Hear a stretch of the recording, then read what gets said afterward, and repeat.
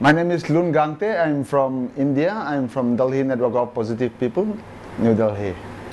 Patent is about nothing else, but it's, in a simple term, it's a monopoly of the pharmaceutical government for 20 years. This patent means when they invent something, they hold a monopoly for 20 years, and during these 20 years, whatever price they say, if you can afford, you pay, and you take the medicine, and you will leave it. If you can't afford, most of the time, most of the developing countries are not able to afford, the patient nor our government is not able to afford the patented drugs. So we are really against this monopoly. Monopoly discourages competition. When there is a monopoly, there's no competition. Where there's no competition, there's a high price. When there's a high price, there's less access. When there's less access, more people die. Generic drugs is a drugs which is made bioequivalence of the originator drugs. We get the same therapeutic value of the drugs, but in a much cheaper price. I think one of the most important in the history of HIV is these generic drugs. Because if you look at before the year 2000, there was HIV treatment, but people from the West, they continue to live in spite of being HIV/AIDS. But people from the developing countries, they continue to die when there was a medicine. But because there was only originated drugs and the price is high, they cannot access, the government cannot buy, individual cannot buy, so they can't access these drugs. Even though they are there, they can access. As a result, developing countries, people continue to die. When I was diagnosed HIV in 1997, those days also there was ARV drugs, but the price was so high, I can't afford to buy it. I don't have friends anymore back home. 99.9% of my friends are already 6 feet under. So, but when the generic companies start producing and the price come down day by day, then people start, individual can start afford to pay, and the government start rolling out ARV program. Example, in India in 2004, the government started rolling out the program. So today we have more than 300,000 people are on this generic ARV in India. And India today, as a result of this, India is today, we famously call it the pharmacy of the developing countries, because most of the people living with HIV/AIDS in the developing countries, at least 80 to 90% are relying on Indian generic drugs, be it African or Latin American or wherever it is. We've seen and we have experienced with other FTA, with other countries, with other bilaterals, this free trade agreement, that often the poorer countries, the developing countries are suppressed or succumb to the pressure of the bigger, richer countries.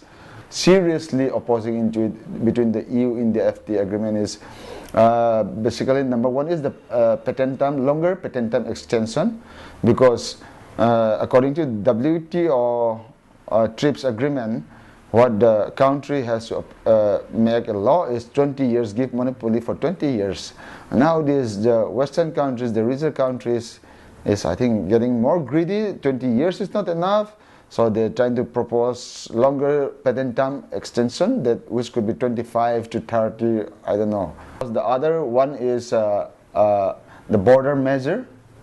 The border, and that's for example, last year in Europe they hold about 18-19 times of the consignment that are coming from India, that are in transit to Europe, that are a consignment meant for Africa or Latin America.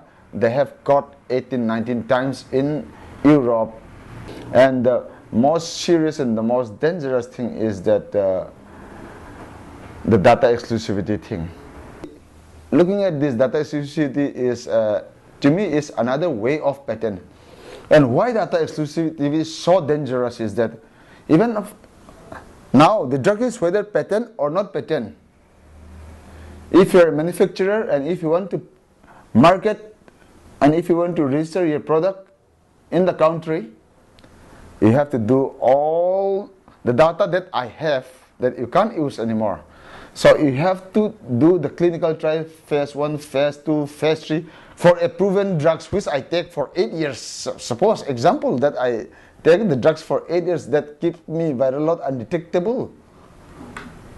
That all those drugs, if you want to market now, you have to produce the data again to government to approve you to give a marketing rights.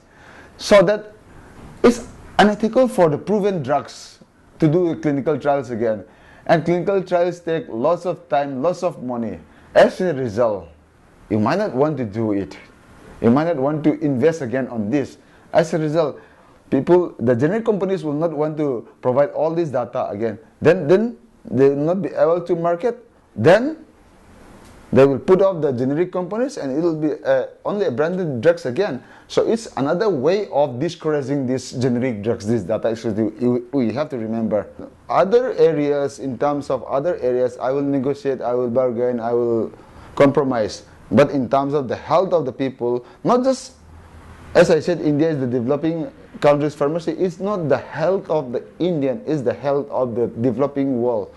So I think this is one of the strong advocacy issue, and this, I think that's really influence against the, reactivate against the activism in our region is this the EU in the FTA issues, because initially we thought we were the only one who was fighting. Now we see from every nook and corner of the world people are coming up and writing up and doing protests. We see from Latin Americans and doing, the Latvians are doing, the Thailand are doing, the Indonesians are doing, the Nepals are doing.